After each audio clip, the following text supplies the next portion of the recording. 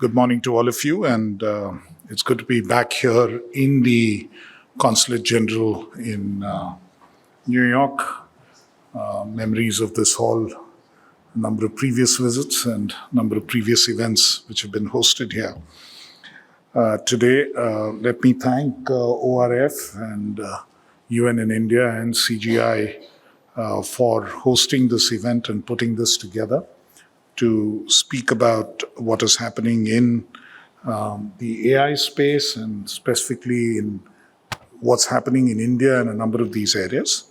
And it's a pleasure to be here with you to talk about what is it that India is doing in the AI space.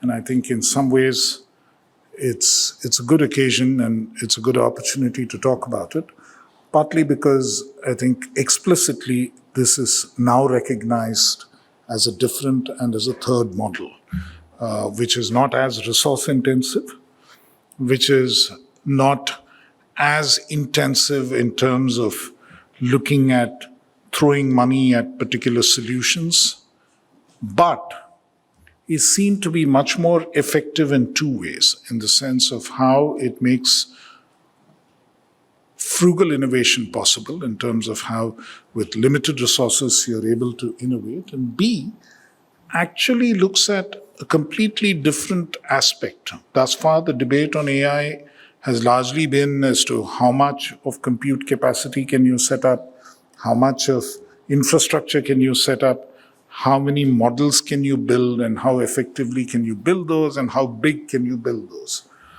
But I think what India is attempting to do answers slightly different questions. It's a question of where you will use AI and how effectively you will use AI. I was at a session yesterday in the morning where somebody pointed out that 70% of the use of many of the large LLMs is basically frivolous use. It's not something which is productive or not something which is resulting in some outcome which will be productive. What India has the opportunity to offer is two things. One, that you build both smaller models and you build applications which would then be relevant in specific areas in terms of delivering what you can in specific areas, whether it is education, whether it is healthcare, whether it is manufacture, whether it is agriculture. Specific areas where you can deliver. Second thing is, once you build these applications, you have to actually deploy them.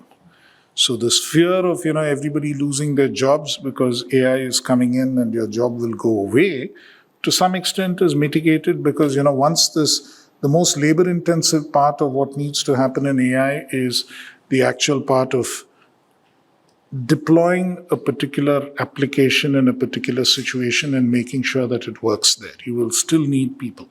To some extent, it's almost like another Y2K moment for what it was for the Indian software industry 25 years ago. It's virtually a similar situation in terms of how you're going to actually deploy applications of AI in different situations to make it happen. So that's critically what I think where India has a possibility. India has something which it can definitely offer the world, and something which will truly be beneficial, particularly not just to India itself, but to the rest of the world as well, both the global south, where similar models can be adopted, and to other parts of the world where the deployment will eventually have to take place and it'll have to be done. Next, please. So that's truly what I think we are trying to see, whether we would be able to deploy AI in a way which will actually work for people. And I think that is where boosting productivity, boosting innovation, boosting economic growth becomes such an important and vital part of what we are attempting to do. The next one is, of course, enabling inclusion, because you don't want to leave anybody out of it. So even the model that we have adopted as far as deploying the AI compute facility in the country is concerned, it's a slightly different model. In fact, I had a very interesting conversation once with Jensen Huang of NVIDIA in Mumbai, where he asked me saying, why don't you simply buy 30,000 GPUs from us? So I said, no, that's not the way we want to do it. He says, Denmark is doing it, so why can't you? So he said, no, that's not what we want to do. What we want to do is to actually support the Indian private sector to establish their own compute capacity and then make sure that it is accessible to India's researchers, India's students, India's innovators, India's entrepreneurs on a subsidized basis, and they can reach out to more of it. And that's precisely what we went ahead and do. Of course, it's not as straightforward and easy as simply buying the GPUs, but you're sort of encouraging others to do it. But at last count, we already had more than 38,000 GPU, which had been established in this basis and expanding. And today we offer these GPUs in India, even without the subsidy, at about half the price that it's available anywhere else in the world. On a per GPU hour basis, it's about half the price. It was about, I think, last heard it's a little less than $1. It's a little less than $1 for a GPU hour, which is about half the price of what it would be available elsewhere. So the idea is that resource needs to be available on a broader basis. And likewise, we need to make available, and what India has a wealth of is data. And we need to make available this data on a curated and annotated basis, having anonymized it so that, personal and private information is taken out of it. But you have enough data sets which can then offer themselves for the kind of deployment and to develop the kind of applications that we're looking for. And a lot of this data also has to be and is in various Indian languages. And that's the other big opportunity that India offers, that 22 languages, we have models which are being developed across those. We have a lot of knowledge and a lot of information which is captured based on what is available in the country and what different people actually experience on a day-by-day basis, and which is probably not available in a Western-driven model, which will not have that wealth.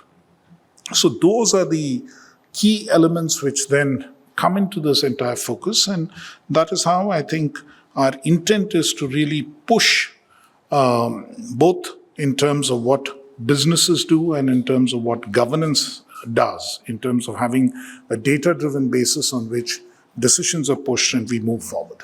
Next, please.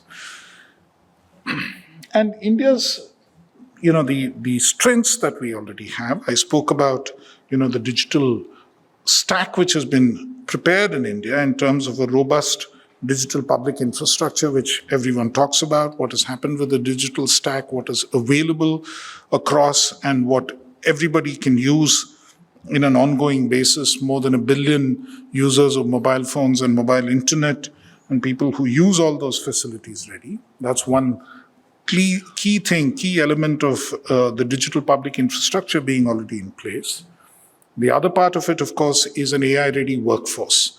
The workforce in India, the Stanford AI Index also shows that in terms of a workforce, you have probably the largest STEM-educated population available at any one location, and every year more than 1 million STEM graduates who come up and who are there to enable that.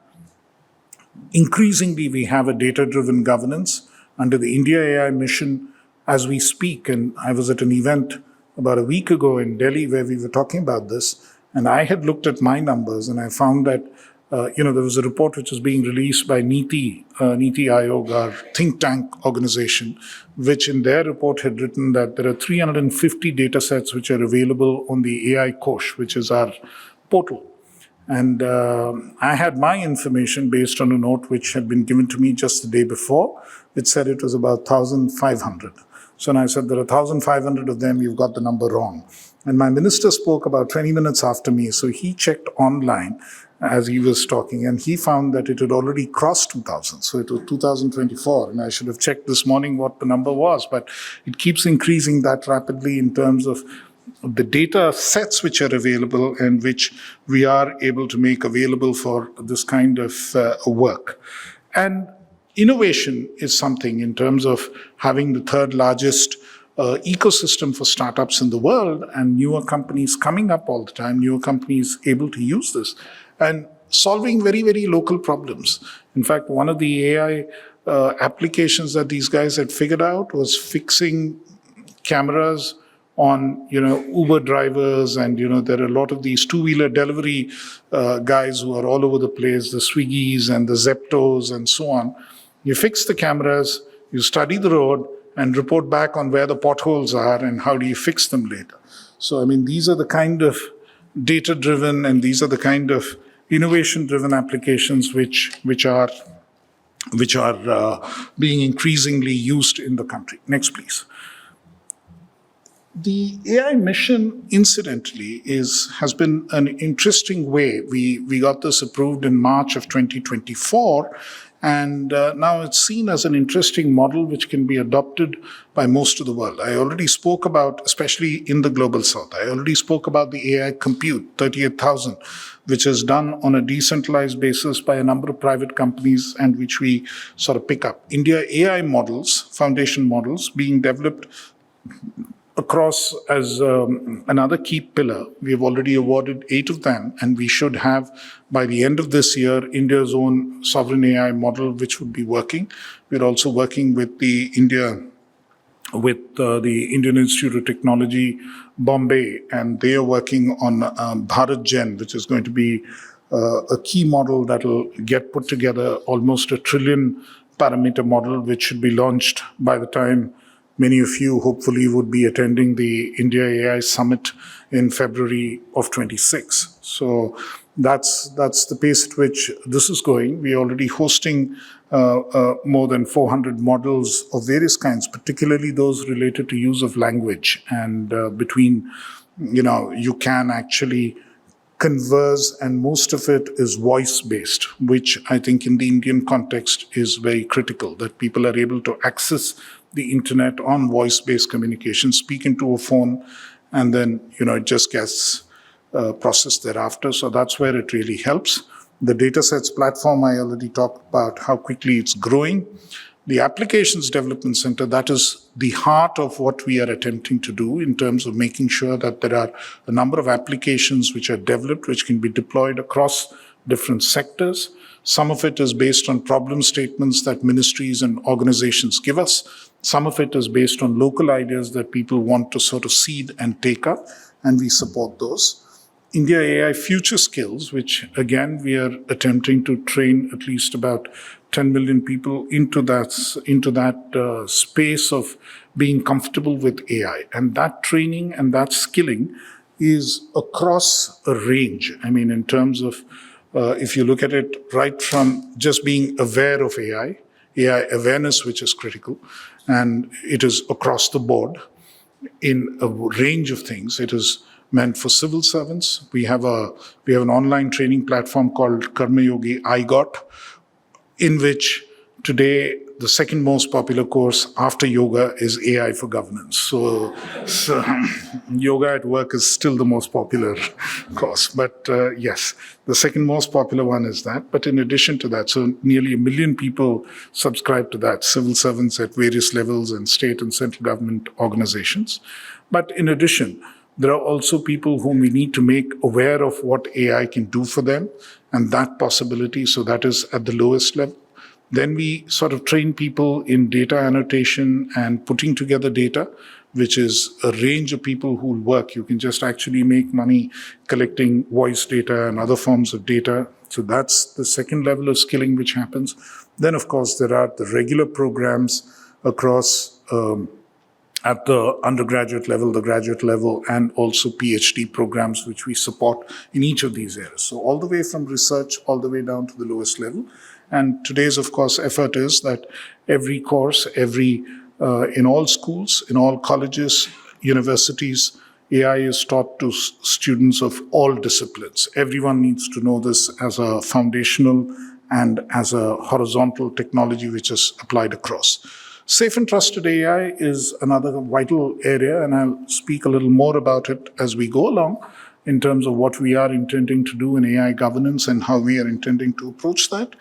And of course, startup financing, which is a critical element of what is happening. And in fact, that is something which should interest many of you as well, because as part of the build-up to the AI Summit, we are doing hackathons, and we are doing fairly large, and some of the hackathons are for children UI AI, so between 13 and 20 years of age. There's one exclusively for women entrepreneurs, and there's one for others globally. And in addition, there is to be a fairly large pitch fest where more than about 2,000 odd startups would start, and then we'll sort of distill to about 100 at the final level come February. So this is how I think fairly extensive financing in that space is taking place. Move on, please. So we intend, as I said at the beginning, to make India an AI use case capital for the world. I mean, that is, I think, where the opportunity really arises. Right now, there's a lot of investment in AI. People are spending money all the time. The revenue potential is not yet clear. And I think this is where the revenue potential lies. How do you actually use it? How do you deliver value? How do you make sure that productivity goes up, efficiency goes up? How does money come out of it eventually? Just to give you a couple of examples. If you're looking at, say, next please. If you're looking at ways in which conversationally you can pay for various services using UPI, which is part of our digital public infrastructure stack. Incidentally, I should tell you that last week UPI and Visa did almost the same number of transactions in India in terms of value. So, that's how it's catching up very, very rapidly. And the idea here is increasingly you can do it on a voice basis. It's that much more comfortable. Your ability to type, your literacy levels don't really matter. And also it doesn't really matter what language you speak. You can speak any of the 22 languages of India and still be understood and go forward. And I think that's a huge offering you can actually make to the rest of the world as well. You don't have to be necessarily English speaking in order to use this. Likewise, another element in terms of what is possible, next please. What is possible in the healthcare segment. We used it extensively during COVID, and that is now being used across in terms of using digital public goods for AI in healthcare and across the entire gamut of what needs to happen in healthcare in the Ayushman Bharat digital mission, where healthcare is offered at different locations in the country. And this is an example where using AI, you're able to make even critical care available. How do you run ICUs remotely? How do you run, those kind of facilities remotely, telemedicine remotely? All of that is becoming much more of an operation as a result of use of machine learning and AI. Next, please. And I talked about Bhashini. I talked about what is it that we can actually do in a language. Bhashini is an offering which the government has developed with a number of institutions across the country. So it does automatic speech recognition, translation services, transliteration, text-to-speech, all of it, speech-to-speech, and as I said, across 22 languages, and now we are going to smaller dialects across the country as well. So that's the big area there. Next, please. I spoke about, responsible AI innovation, which is basically on, safe and trusted AI. And I think it's an important issue to address because of the fear that AI brings out in different economies. See, I think one big difference between, say, India and what happens in, say, the Western world is that, see, the number of white-collar jobs in India is still very limited compared to the total population that we have and the total working age population that you have. So the fear of losing a white-collar job, which is what AI has really given to the world today, is not such a big fear in the Indian context because there's less to lose. There's more to gain, and especially as you apply AI in more innovative spaces. So the essential thing that we're looking at is how do you make sure that AI is there for innovation and support productivity growth and efficiency? So that becomes the key element. So we don't want the governance aspect to come in the way right in the beginning. There are many aspects of it, many aspects of what AI does today where existing laws are adequate to take care of. Everyone is worried about deep fakes and, the kind of harm that we can do. I think we've addressed that issue with existing laws that we have in the country in terms of how deepfakes and their influence can be sort of brought under control in some way. The second element that we're all concerned about is personal data. And our DPDP Act is, in that sense, a fairly innovative approach, because what it does is it gives the data principal, to whom the data belongs, control as to how the data is to be used, and consent forms the basis of that. So that's another key element. We've also set up the India Safety Institute, which is a network of institutions across the country which can enable this to happen. So we believe that while we stand ready to legislate and while we stand ready to regulate, we are still at a stage where we shouldn't throttle innovation, and regulation shouldn't throttle innovation in the space yet. So while we are ready in case there is any kind of harm, it's a space that we watch closely. It's a space where we learn closely from the experience of other countries. It's not an area that we want to venture into just yet. I think there's space to innovate, there's space to grow. There's a space for a number of constructive and productive things to be done with AI before we try to start getting it more under control. So that is, I think, the key element that India wants to. That is why impact is such a critical element of what we are trying to do, which is why, as far as India is concerned, we found this whole thing move. At Bletchley Park, when the first AI summit was held, it was called the AI Safety Summit, and safety was uppermost in everyone's mind.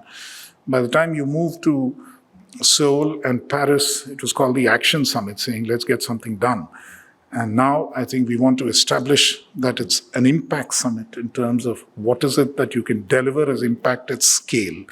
And that's the thought I want to leave you with. That is the leadership role that India wants to play in the AI space, both on behalf of the Global South and in terms of what is it that we can offer to the rest of the world. And clearly deliver impact, use AI to make sure that it actually impacts the life of the common people, impacts the quality of their life, ensures that both economic growth and better governance is delivered for them. And that's precisely what our goal would be, and to showcase some of these achievements, showcase some stuff which has happened around the world in this area, along with the private sector, along with large companies, along with academia, along with civil society groups and everyone else involved in that process. So let me then welcome all of you to join us on February 19th and 20th in Delhi for a series of events. It's going to be almost a week-long series of events. Look forward to seeing many of you there. Thank you very much.